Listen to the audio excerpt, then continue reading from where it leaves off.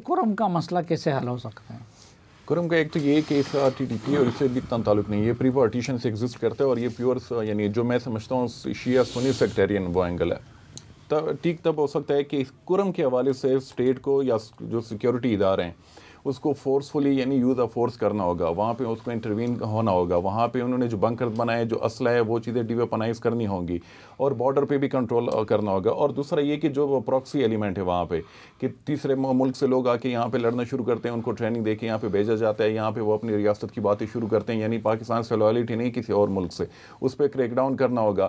یعنی اس ملک میں یہ تماشا جو ہے کہ ایک طرف سے تو ان کو کسی کو بین ڈکلیئر کیا جاتا ہے وزارت داخلہ کی طرف سے، اور دوسری دن ہم دیکھتے ہیں کہ ان کی ایکٹیویٹیز جو ہیں وہ کھلے عام وہ جاری ہوتی ہیں، وہ پروٹیسٹ بھی کرتے ہیں، ان کی طرف سے وہ جھنڈے بھی لہرائے جاتے ہیں. یہ پروونشل گورنمنٹ اتنے عرصے میں روڈ کیوں نہیں کھلوا سکی؟ پروونشل گورنمنٹ سے جب آپ بات کریں، اور ہم تقریباً دوسرے دن اس سے بات کرتے ہیں کرم کے حوالے سے، تو وہ کہتے ہیں کہ یہاں پہ جو سیکورٹی فورسز ہیں ہماری عملداری ہے نہیں، سب چیزیں وہ دیکھ رہے ہیں، چاہے وہ ڈسٹرکٹ ایڈمنسٹریشن ہو، چاہے کمشنر کو ہارٹ ہو، وہ سب چیزیں جو ہیں تو وہاں پہ جو ہمارے سیکورٹی کے سینئر لوگ ہیں اس کو وہ دیکھ رہے ہیں، تو ہماری وہاں پہ اتنی سہ نہیں. اور جو ملکان ہیں وہ یہ بھی کہتے ہیں کہ وہ ہم سے زیادہ جو سیکیورٹی کے لوگ ہیں ان کے ساتھ جو بیٹھتے ہیں تو وہ کسی نتیجے پہ پہنچتے ہیں، ہماری بات نہیں سنتے. اور یہ چیز میں ایگری بھی کرتا ہوں کہ ان کی وہاں پہ یعنی پچھلے جو 20 سال میں فاٹا کے جو حالات بنے ہیں تو وہاں پہ جو سول ایڈمنسٹریشن ہے وہ تقریباً کولیپس کر گئی ہے. جو پولیٹیکل بڑے بڑے مشران تھے، فگر تھے، وہ بھی اب زیادہ تر وہ یعنی ان کے براہ راست معاملات جو اب طے ہو رہے ہیں وہ سیکیورٹی کے جو ادارے ہیں ان کے ساتھ ہو رہے ہیں، بجائے یہ کہ صوبائی حکومت کے ساتھ یا کمشنر وغیرہ کے ساتھ. افتخار، ظاہری بات ہے بلوچستان میں بلوچ مسئلہ ہے، یہاں پہ طالبان ہے، ٹی ٹی پی ہے، ادھر سے داعش ہے، یہ مختلف قسم کے مسائل. کرم میں الگ نوعیت ہے. قومی سطح پہ ان چیزوں کے حل کے لیے کیا کیا جا سکتا ہے؟ کنسنسس، اختلاف رائے، جو کنسنسس امانگ ہوں پولیٹیکل اسٹیک ہولڈرز. مجھے تو نہیں نظر آ رہا کہیں پر. آپ نے ان سے سوال پوچھا کہ کے پی گورنمنٹ جو ہے وہ کیا کر رہی ہے. میں آپ کو یہ بات ہوں صافی صاحب، میں 2 جرگوں میں گیا کرم میں جب یہ بات ہو رہی تھی، تو وہ علاقائی مشران کو جو ہے جب انہوں نے بلایا اور وہ بات کرنے کے لیے آئے تو پہلے ایک فریق آیا، دوسرا فریق آیا. غالباً انہوں نے باہر ایک دوسرے کے ساتھ بھی مشورہ کیا ہوگا. انہوں نے کہا کہ جی ہم ریپلیس ہو چکے ہیں، ہماری تو کوئی عملداری اب رہی نہیں. آپ ان لوگوں سے بات کریں اب جن کو آپ نے اسٹیک ہولڈرز بنایا ہوا ہے، ہمارے تو کوئی اسٹیک سب بچے نہیں. اصل میں کرم کا پرابلم تو یہ ہے کہ آپ نے فاٹا جو ہے وہ ختم کر دیا، لیکن چاہتے یہ کہ سہولت کاری جو ہے وہ فاٹا والی ہو، تو وہ تو نہیں ہو سکتا صافی صاحب. اور وہ گورننس کا یہ برا حال ہے جو ٹیپو بات کر رہے ہیں کہ اسٹیٹ اپنے آپ کو امپوز نہیں کر سکتی. میں اس کے ساتھ 500% متفق ہوں، کیونکہ جو کرم کی اگر آپ اس کو زمینی تنازع جو ہے کہہ کر پیش کر رہے ہیں، 18 مہینے پہلے کے پی گورنمنٹ کو سبمٹ ہو چکا ہے کہ یہ اس کی تقسیم کا طریقہ کار یہ ہے، لیکن اسٹیٹ 18 مہینے تک اس کو امپوز نہیں کر سکی. کیوں نہیں کر سکی؟ وہ فیلئر آف گورننس ہے. چاہے آپ اس کا بلیم سیکیورٹی فورسز پہ ڈال لیں، چاہے گورنمنٹ پہ ڈال لیں، لیکن یہ سسٹم کے کولیپس کی نشانی ہے. جو پولیٹیکل کنسنسس کی جو ہے وہ میں بات کر رہا ہوں، عمومی طور پر آپ کرم کے حالات دیکھ لیں، یہ آپ ایک مثال کے طور پہ لے لیں، یا بلوچستان کی مثال جو ہے وہ لے لیں.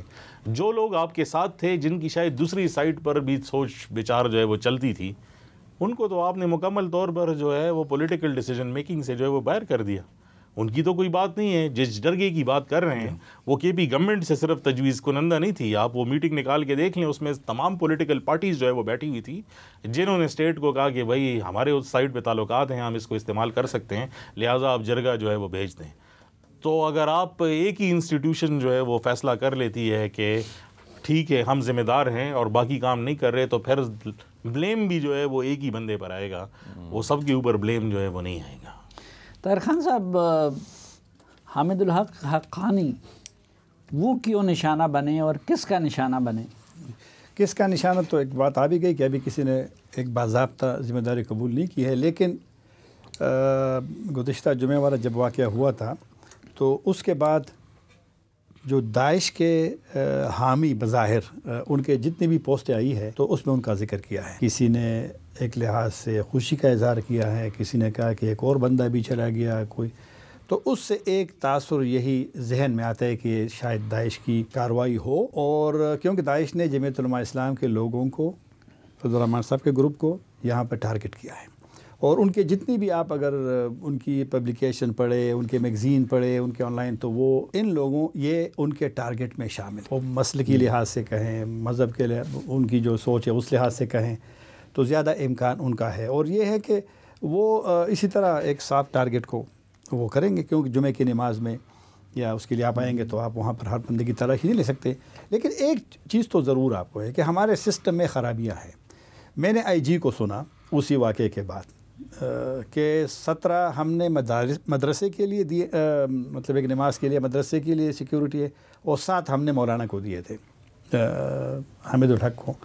لیکن وہ یہ بھی بڑی مہربانی میں کہوں، یہ مناسب تو نہیں ہے خودکش عمر اور کی کہ اس نے مسجد میں دھماکہ نہیں کیا، کیونکہ کبھی کبھی وہ نہیں دیکھتے کہ بس ٹارگٹ ہے تو اس کو کرتے ہیں، جو جب گھر جا رہا تو اس وقت یہ ہوا تو وہ اس طرف جاتا ہے۔ لیکن ہمارے سسٹم میں کمزوریاں ہیں۔ اگر 17 اور 7 سیکیورٹی لوگ آپ نے وہاں پر ڈپلائی کیے ہیں تو وہ ناکام ہے نا۔ اور میرے خیال میں لوگوں کو اپنی سیکیورٹی کا بھی خیال خود بھی رکھنا پڑے گا، کیونکہ کوئی بھی کسی وقت بھی جو موجودہ پاکستان کا ماحول ہے ان سیکیورٹی کا، تو کوئی بھی ٹارگٹ ہو سکتا ہے۔ بالکل۔